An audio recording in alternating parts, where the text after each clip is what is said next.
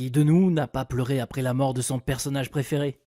Qu'on soit petit ou grand, on aime tous regarder les mangas, et on ne s'en lasse pas, car les mangas grandissent en même temps que leurs lecteurs et se diversifient selon les goûts. Le manga est né au Japon au XVIIIe siècle. Le but de la bande dessinée manga fut de proposer une solution pratique pour faire passer le temps entre les divers moments libres de la journée d'un travailleur, qu'il soit homme d'affaires ou simple ouvrier. Mais ce n'est qu'à partir du XXe siècle qu'ils se répandent dans le monde. Avec le temps, on finit par y devenir accro, et on s'attache même aux personnages. Mais malheureusement, des fois on se retrouve déçu avec une peine au cœur à cause de la mort de ces derniers. Dans cet article, on va découvrir le top des 10 morts dans les mangas qui nous ont fait pleurer.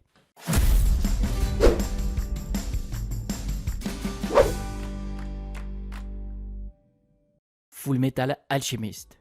La première fois qu'elle est vue, Nina Tucker est une adorable enfant qui distrait Edward et Alphonse Elric durant leurs recherches sur la création de chimères, la spécialité de son alchimiste de père.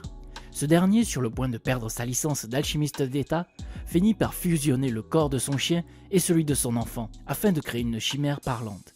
C'est finalement Scar, un Ishbal tuant les alchimistes d'État pour satisfaire sa soif de vengeance qui mettra fin aux souffrances de Nina. Maes Hughes. Membre de l'armée, Maes Hughes est une sorte de second rôle de premier plan. Assez proche des frères Elric, les héros du titre, il intervient d'abord en périphérie de l'intrigue, assurant avec son ami Roy Mustang une touche d'humour. Devenu père depuis peu, il parle souvent de sa famille, même quand la conversation ne s'y prête pas. Ce procédé scénaristique le rend plus proche de nous, car il n'est pas le héros. Il ne possède pas de capacité particulière, bref, il est profondément humain. Alors que petit à petit, il prend plus de place, on se rend compte qu'il en sait beaucoup plus que l'on ne le croit, notamment sur les agissements de l'armée, et c'est d'ailleurs ce qui le conduira à sa perte.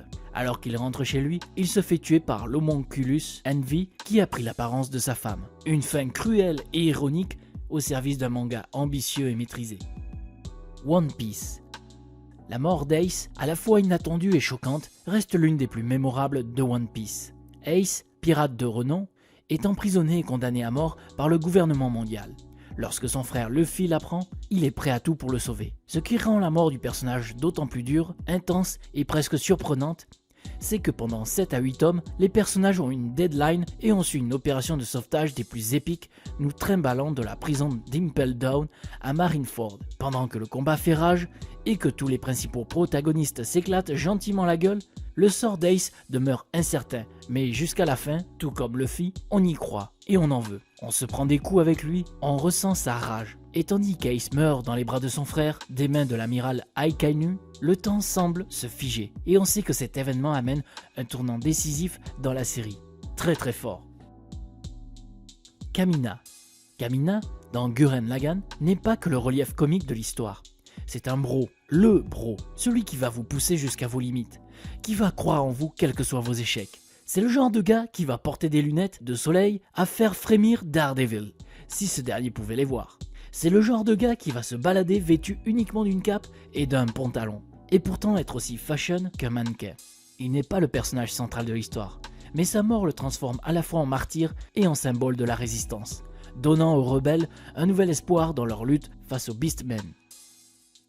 Death Note, elle. Surdoué, asocial, profondément énigmatique et troublant. Malgré son jeune âge, il est le meilleur détective du monde car il est doté d'une intelligence largement supérieure à la normale.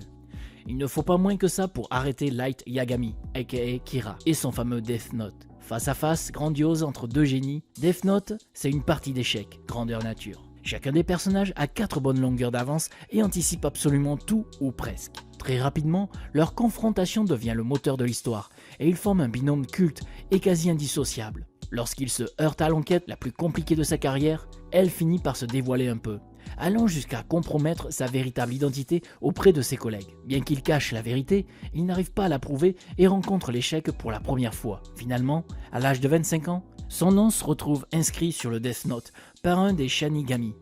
Ce qui marque le plus ici n'est pas vraiment la mort en soi, mais plutôt la défaite de L et le triomphe de Light et par là même celui du mensonge. Même l'homme le plus intelligent du monde ne peut rien face au pouvoir des dieux. Elle disparaît en véritable icône dont le flambeau sera repris par 2 de ses disciples, Nier et Milo. Naruto Shippuden.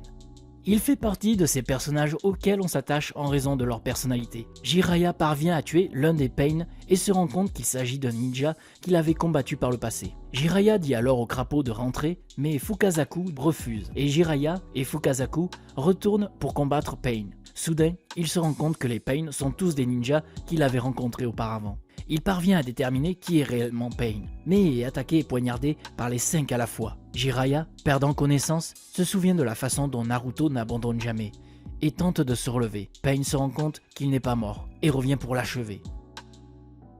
Dragon Ball Z. Dès le début, on se rend compte que quelque chose cloche dans le comportement du Saiyan, qui passe son temps à fermer les yeux en essayant de ressentir une présence. Même ses fils, Gohan et Goten, s'en aperçoivent et se mettent à le suivre. Finalement, Goku leur explique ce qu'il se passe.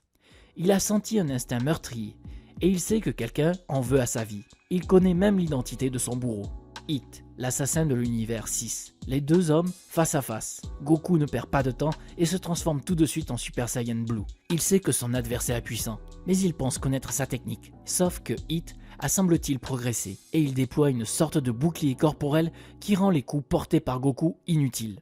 Après avoir proposé au Saiyan de l'épargner s'il quitte sa planète, ce que Goku refuse évidemment, Hit le frappe d'un seul coup à distance, provoquant une sorte de déchirure interne dans le cœur de Goku, et notre héros s'effondre net. Cowboy Bebop. Spike Girl est chasseur de primes. Spike a la gâchette facile, mais surtout Spike a la grande classe. Personnage charismatique et agile au combat comme Bruce Lee, profondément attachant. Lors d'une scène finale de fusillade suivie d'un face-à-face court mais intense avec son meilleur ennemi, la seule issue pour le héros est la mort. Oui, on pouvait se douter que ça allait arriver. Néanmoins, le choc, même si on tente de s'y préparer, est toujours aussi fort. Watanabe a l'intelligence de traiter la disparition du personnage avec retenue et finesse sans en rajouter, mais sans pour autant en atténuer l'impact. Spike, dans un dernier souffle, vise droit devant lui avec ses doigts, imitant un revolver et dit « Bang !» Il tombe, le silence se fait, puis des chœurs d'enfants s'élèvent. Une magnifique et douce mélodie pour accompagner un grand héros. Alors, dites-nous en commentaire, c'était quel personnage dont la mort vous a fait le plus pleurer? À bientôt!